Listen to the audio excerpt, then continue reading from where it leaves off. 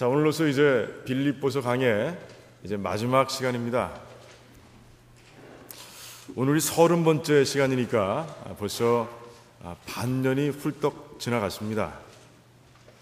정말 대제목을 기쁨의 편지라 라고 이제 정하고 지금까지 왔는데, 여러분들 그 빌립보서에 담겨있는 그 기쁨의 비결, 기쁨의 열쇠를 다 찾으셨는지 모르겠습니다.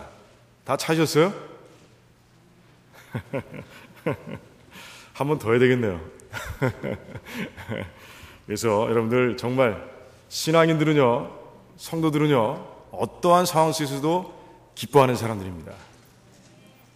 감옥에서도 기뻐하는 바울의 모습을 우리가 30주 동안 봤어요. 30주 동안. 그럼에도 불구하고 여러분들의 삶 가운데 기쁨이 임하지 않는다면 문제가 있는 거예요. 문제가 있습니다. 우리 설교가 우리 웹사이트에 들어가면 다 있어요. 우리 최성수 집사님이 다 올려놨어요. 아직도 기쁨의 열쇠를 발견하지 못하신 분들은 다시 들으세요. 몇 시간에 대해서라도 들으시기 바랍니다. 그럼 여러분들 분명히 그 속에서 하나님의 그 주시는 귀한 열쇠, 기쁨의 열쇠를 발견하시게 될 거예요. 사실 오늘 본문의 말씀을 지난주에 끝내려고 했습니다. 지난주 본문과 합쳐서 이제 하려고 했는데, 묵상하는 가운데 도저히 안 됩니다. 이 세 절 속에 담겨있는 이 짧은 문장이지만 이 세 절 속에 담겨있는 그 하나님의 은혜가, 그 교훈이, 그 진리가 깊은 거예요. 큰 거예요. 그래서 오늘 이제 별도로 떼어내서 이렇게 다루게 됐습니다. 자, 그렇다면 이 세 절밖에 안 되는 이 짧은 이 문장 속에 이 마지막 인사 가운데 들어가 있는 그 하나님의 교훈은 무엇인가? 오늘 한번 깊이 보고자 합니다. 첫 번째, 그 성도들을 향한 그 사도 바울의 그 깊은 사랑을 오늘 말씀 가운데서 발견하게 됩니다. 여러분들 21절의 첫 부분을 보시기 바랍니다. 그리스도 예수 안에 있는 성도에게 각각 문안하라 라고 얘기하고 있어요. 우리는 아마 이렇게 썼을지 몰라요.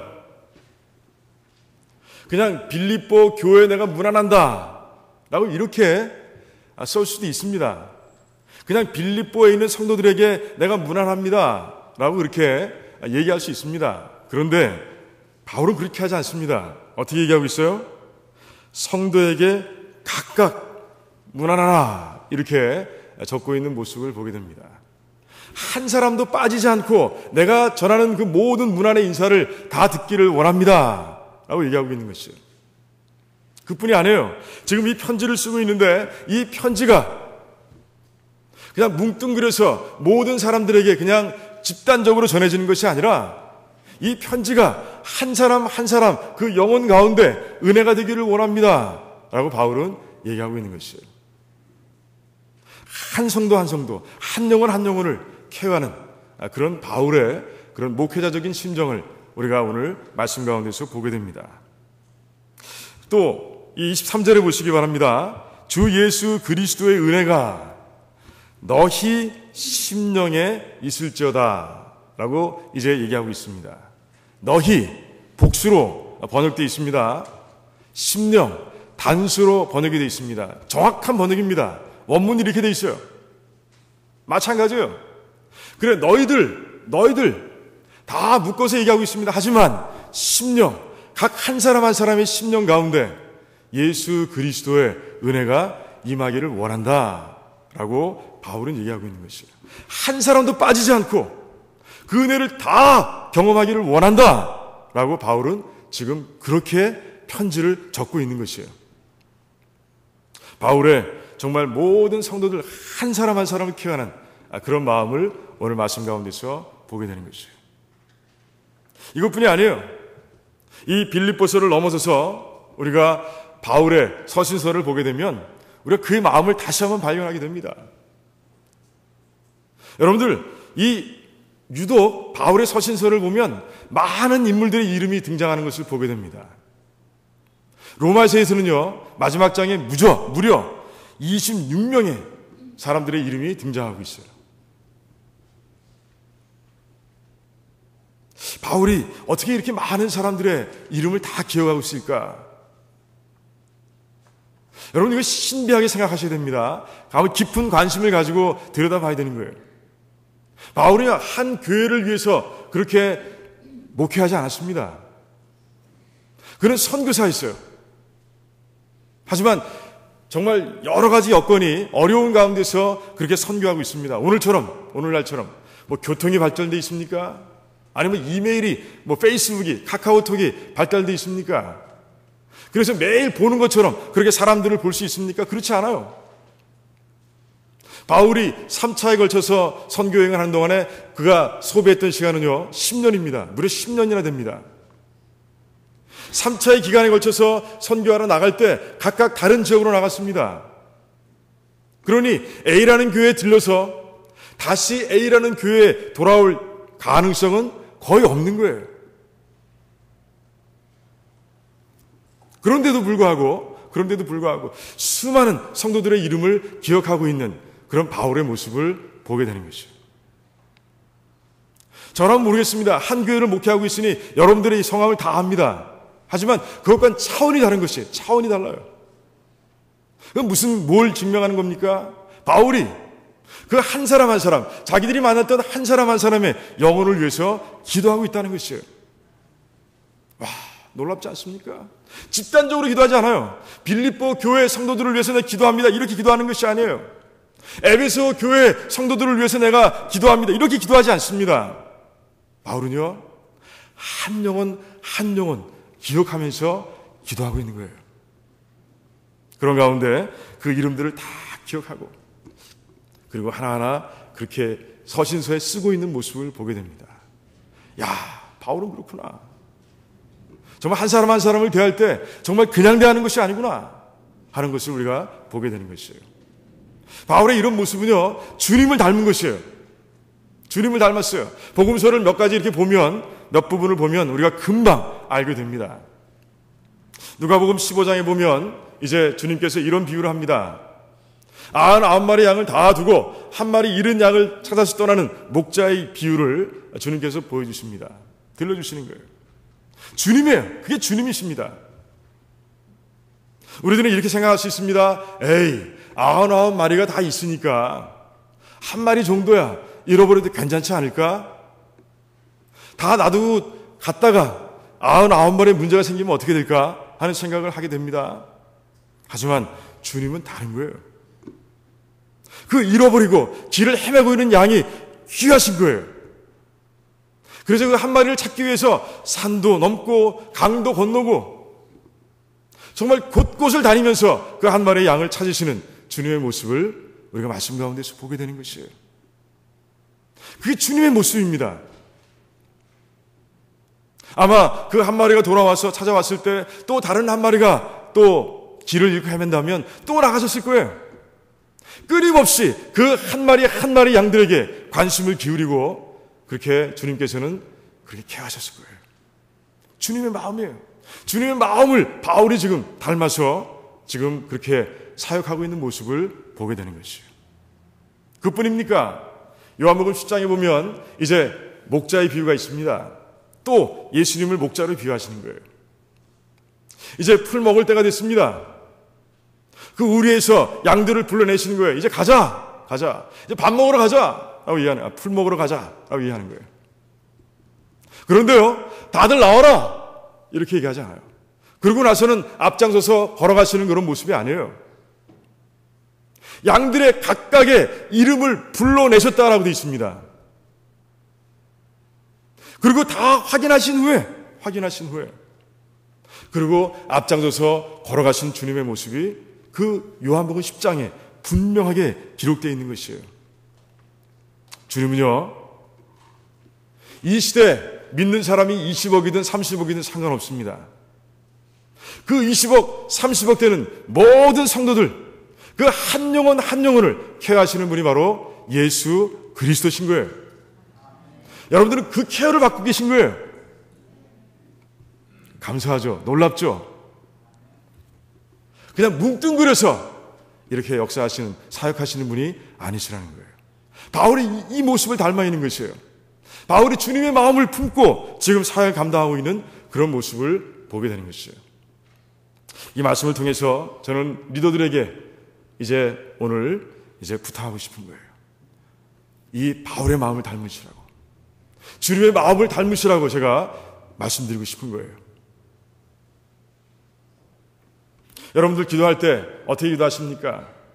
우리 팀원들을 거느리신 우리 위원 되시는 분들, 목자, 인도자들 어떻게 기도하고 있습니까? 그냥 뭉뚱그려서 어떤 목장에 우리 성도님들을 다 그렇게 기도하고 있습니까? 아니면 한 사람 한 사람 이름을 불러가면서 여러분을 기도하고 계십니까? 주님께서는 한 사람 한 사람의 이름을 불러가며 기도하길 원하시는 그런 모습을 오늘 말씀 가운데서 보여주고 계신 거예요. 저는 가끔씩 이런 얘기를 듣습니다. 저분이 우리 목장에 속해 있는데 이름을 모르겠습니다. 저는 마음이 아픕니다. 기도하지 않는다는 증거예요. 목원들 한 사람 한 사람을 끌어안고 기도할 때 어떻게 이름이 기억나지 않겠어요? 저는 주일날 참석하신 후에 정말 내 목원들이 다 주일 예배에 참석했는지 기억할 수 있는 그런 목자와 인도자들이 되길 원합니다. 그래서요, 참석하지 않은 분이 있다면 주중에 전화라도, 최소한 전화 신방이라도 할 수 있는 그런 목자와 인도자가 되시기를 저는 바랍니다. 간절히 바라요. 왔었나? 이러면 안 된다는 것이죠. 우리 목장에선 뭐를 이번에 모였을 때 80% 왔으니까 됐어. 이러면 안 된다는 거예요. 100% 모일 때까지 리더들은 권면하고 전화하고 사랑하고 케어해야 되는 것이 바로 목자의 모습이 되는 거예요. 80%, 90%, 아니 95%나 됐다 할지라도 가슴 아플 할 줄 아는 그런 목자가, 그리고 인도자가, 리더가 되었다는 것이에요. 그러다 하다 보면은 잘 마음에 안 드는 사람이 있어요. 잘 동참하지 않습니다. 잘 의견대로 막 합니다. 그런 분도 있습니다. 하지만 그럴 때에라도 더 그 영혼에게 신경 쓰고 더 영혼들을 케어할 수 있는 그런 모습으로 리더들이 일을 감당할 때 그게 바로 주님의 모습으로 감당해 가는 것이에요. 저는 우리 교회에 속한 모든 리더들이 그런 모습으로 양들을 케어하기를 정말 진정으로 원합니다. 주님의 마음이에요. 주님께서 원하시는 거예요. 그래서 정말 그렇게 케어하는 가운데 정말 교회가 하나가 되고 연합이 되어서 건강하게 세워져가는 그런 두라노 침례교회가 되기를 주님의 이름으로 축원드립니다. 오늘 말씀도 마찬가지예요. 저는 이 두라노 침례교회에 속한 이 집단의 성도님들에게 전하고 있는 것이 아니에요. 우리 한 영혼에게 제가 전하고 있는 것이에요. 그래서 오늘 드려지는 말씀이 정말 여러분들의 모든 우리 성도님들의 마음속에 다 박히고 은혜가 되기를 주님의 이름으로 축원드립니다. 두 번째 교훈은 무엇인가? 23절에 이제 예수 그리스도의 은혜라는 표현이 있습니다. 바울은 이 표현을 통해서 이 서신서에 담긴 중요한 내용들을 상기할 수 있도록 도와주고 있어요. 무슨 말이냐?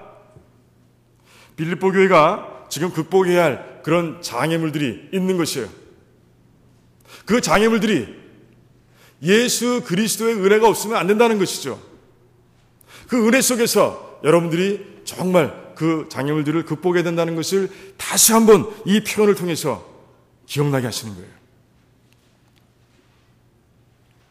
그냥 편지가 끝났으니까 그냥 이제 끝났다, 다 읽었다라고 건너가는 것이 아니라 이제 은혜라는 단어를 통해서 이 바울이 정말 정성을 다해서 정말 헌신해서 쓴 편지의 내용들을 다 기억하길 원하는 것이에요.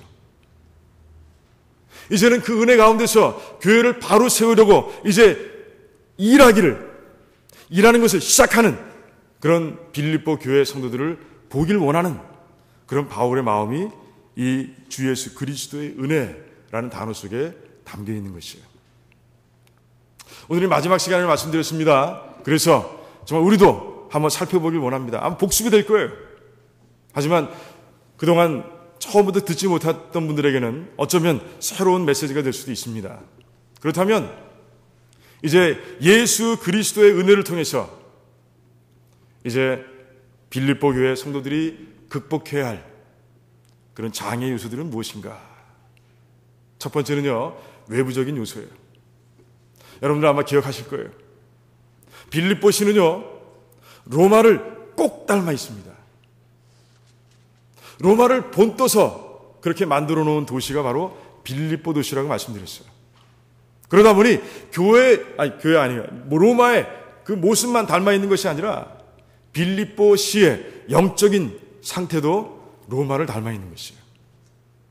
가장 대표적인 것이 뭐라고 그랬습니까? 황제 숭배. 황제 숭배를 하지 않으면 어려운 거예요. 교회 살아가기가 어려운 것이에요. 그런데 이제 어떡합니까? 이제 예수 그리스도께서 함께 하셔서 강하게 역사하셔서 이제는 하나님만 섬기는 그런 귀한 백성들이 됐으니 이제 어떡하겠어요? 하나님이 아닌 다른 신을 섬길 수 있습니까? 황제 숭배를 할 수 있습니까? 할 수 없는 거예요. 하지만 이제 할 수 없는 그 상황 속에서 이제 견뎌야 할 핍박과 박해와 환난 이런 것들을 생각하니 답답한 거예요. 그래서 바울은 1장에서 이렇게 얘기하고 있습니다. 너희를 대적하는 자들, 대적하는 것들 두려워하지 말라라고 하고 있습니다. 대적하는 것들이 있다는 것이에요. 그들을 힘들게 하는 것들이 있다는 것이에요. 그것이 바로 황제 숭배예요. 로마적인 문화입니다. 그런 영적인 흐름이에요. 그 속에서 함께 흘러가지 않으면 이제 거슬러 올라가면 어려운 일이 생기는 거예요. 그 막힌 상황에서 이제 그들이 필요한 것은 하나님의 은혜다. 예수 그리스도의 은혜라라고 이제 바울은 얘기하고 있는 것이에요. 예수 그리스도의 은혜가 너에게 있기를 원한다. 너희들이 예수 그리스도의 은혜를 붙잡기를 원한다. 라고 바울은 분명하게 선포하고 있는 것이에요. 그런 가운데 자신의 삶을 얘기하고 있습니다. 바울은 지금 어디에 있다고요? 감옥에 있어요. 로마 감옥에 있습니다. 막혔어요. 사면이 막혀 있습니다. 어디 갈 수도 없습니다. 움치고 뛸 수가 없습니다. 여기까지 왜 왔어요? 자기 멋대로 왔어요? 아니에요. 하나님의 뜻을 따라온 거예요. 주님께서 말씀해 주셨어요. 이제는 네가 로마에 가서 복음을 전해야 되겠다. 분명하게 말씀해 주셨어요. 그래서 이제 하나님의 뜻을 따라서 다른 걸 다 맡기고 이제 모든 걸 맡기고 순종하고 지금까지 왔어요. 와보니 어딥니까? 로마 감옥인 거예요. 처음에 황당하지 않았겠습니까?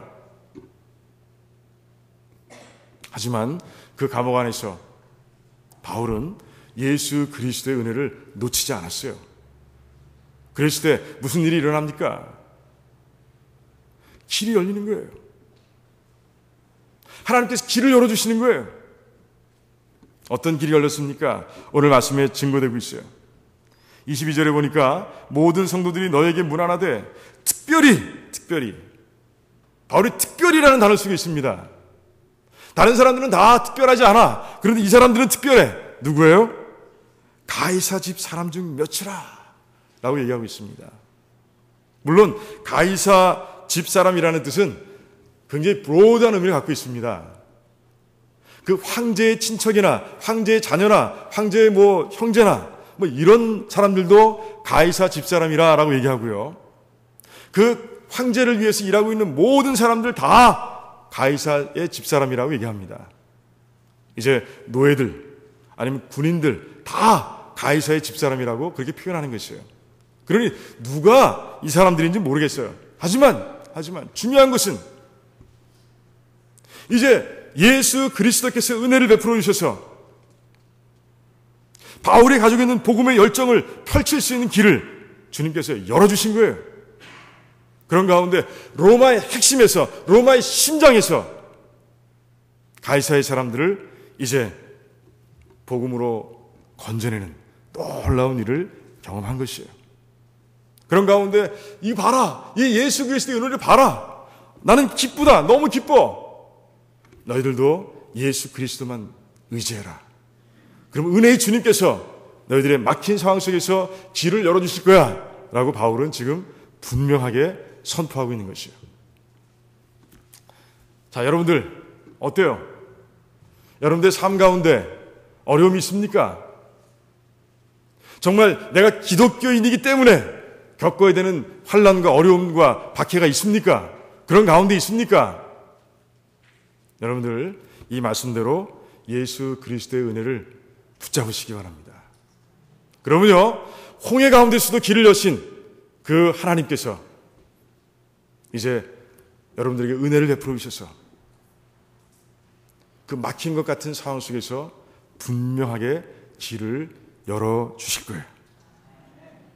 이 믿음으로 달려가는 가운데 정말 그리스도의 은혜를, 주 예수 그리스도의 은혜를 매일매일 체험하는 그런 여러분들이 되시기를 주님의 이름으로 축원드립니다.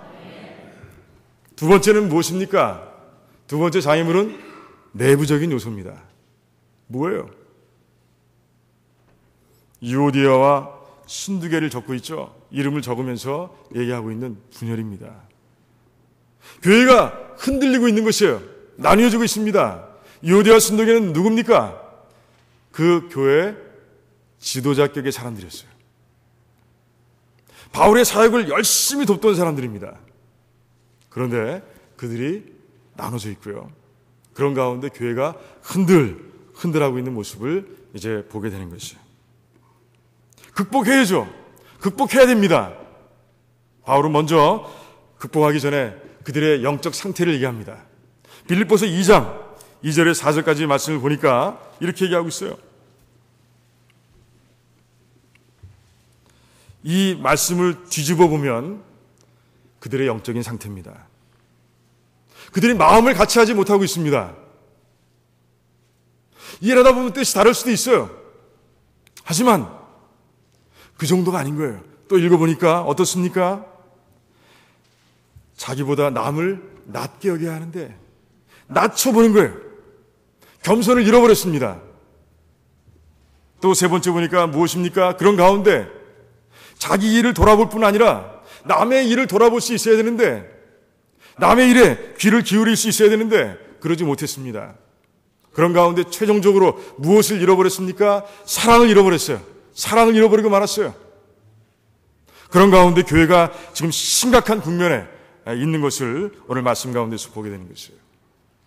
이제 문제를 진단하고 나서 이제 바울은 얘기하는 것이에요. 예수 그리스도의 은혜가 너희들에게 필요하다라고 말씀하는 거예요. 첫 번째, 예수 그리스도의 은혜, 필요한 예수 그리스도의 은혜가 무엇인가? 십자가의 은혜라는 것이에요. 십자가를 보라! 십자가를 보라! 2장 5절부터 얘기하고 있습니다. 너희들이 예수 그리스도의 마음을 품으라. 얘기하고 있어요. 그게 뭡니까? 구원의 은혜를 베푸시기 위해서, 우리의 구원의 은혜를 베푸시기 위해서 예수 그리스도께서 가지셔야 했던 그 마음입니다. 뭐예요? 뭐라고 말씀드렸습니까? 기억 안 나세요? 겸손, 순종, 이 두 가지였습니다. 하나님인 예수님께서도 너희들 한 영혼 한 영혼을 구하시기 위해서 겸손과 순종을 이루셨는데 너희들이 뭐냐? 너희들이 뭐간데 겸손하지 못하며 순종하지 못하느냐라고 이제 말씀 가운데서 얘기하고 있는 것이에요. 너희들이 예수 그리스도의 은혜를 깨닫는다면 너희들은 분명히 겸손해지고 순종할 수 있어 라고 바울은 첫 번째 은혜에 대해서 얘기하고 있는 것이에요.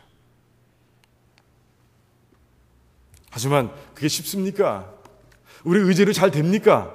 잘 안 되는 거예요. 이제 두 번째 은혜를 얘기합니다. 하나님의 은혜는 거기에 그치지 않는다. 여러분 빌립보서 2장 우리 13절을 같이 읽어보겠습니다. 빌립보서 2장 13절 너무나 중요한 말씀이니 같이 읽어보길 원합니다.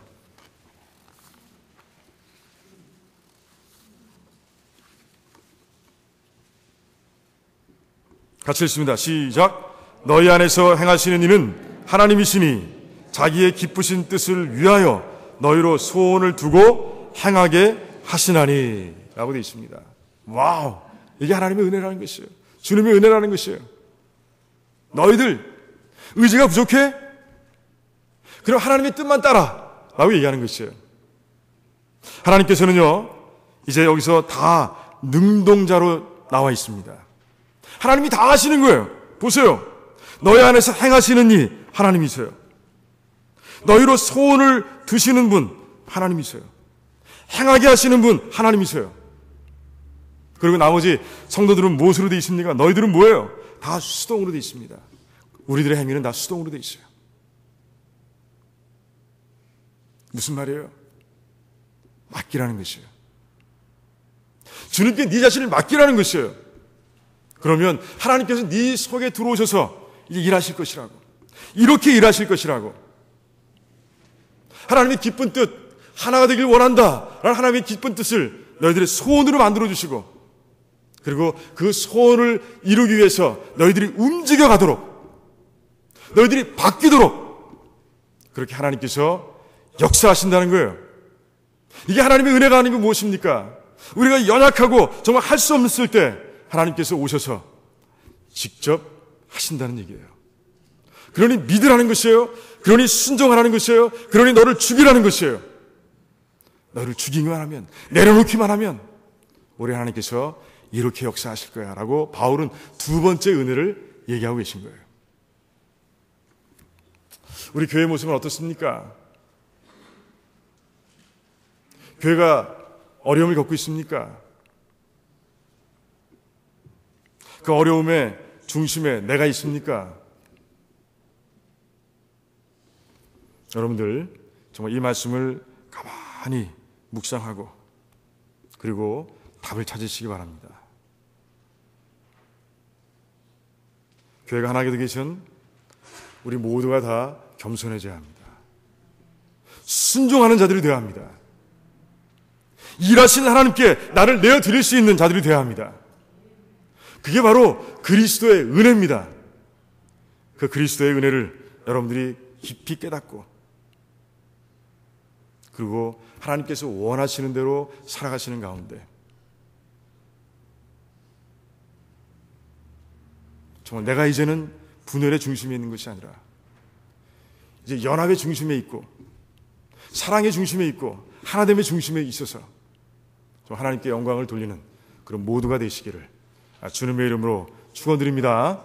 네, 기도하겠습니다. 우리 함께 기도하길 원합니다. 리더들은 먼저 내 양들을 어떻게 케어하고 있는가 한번 돌아보시기 바랍니다. 정말 한 영혼 한 영혼을 위해서 끊임없이 관심을 가지고 기도하고 있는가. 이제 우리의 삶을 들여다보길 원합니다. 나를 어렵게 하는 내 신앙을 넘어뜨리러 가는 그런 외형적인 외부적인 요소가 있는가? 무엇인가? 그게 뭔가? 예수 그리스도의 은혜를 붙들고 승리할 수 있도록 기도하시기 바랍니다. 내가 겸손하지 못해서, 내가 순종하지 못해서, 내가 나를 내려놓지 못해서 교회를 힘들게 하고 있는 부분들은 없는가 살펴보고, 그리고 이제 주님께서 말씀하신 은혜, 십자가의 은혜,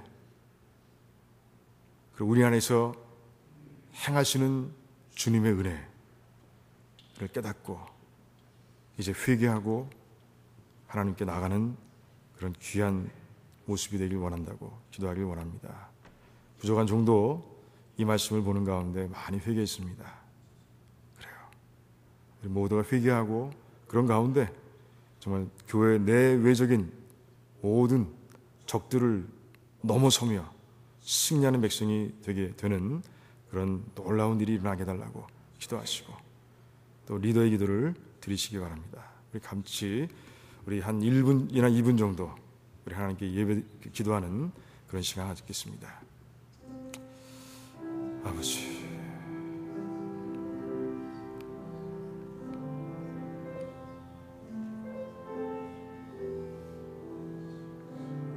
아버지, 주여 불쌍히 주옵소서. 불쌍히 주옵소서. 아버지,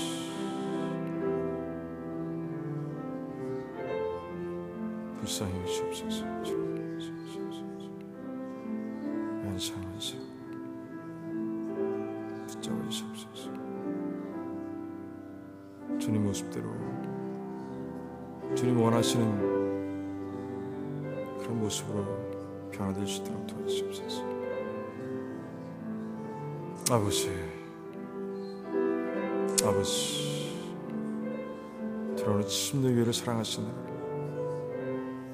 아버지, 이제 새롭게 하시옵소서. 부흥을 이룰 수 있도록, 다시 부흥을 이루며 달려갈 수 있도록 하나 되어 주님의 영광을 위해 세울 수 있도록 하나님 도와주시옵소서. 주님 도와주시옵소서. 아버지, 아버지,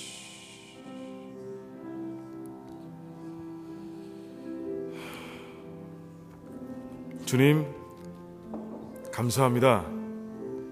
오늘 말씀을 통해서 이제 마지막 인사 속에 들어가 있는 하나님의 귀한 교훈과 진리를 발견하게 하신 하나님께 참으로 감사를 드립니다. 하나님께서 귀하게 세우신 리더들입니다.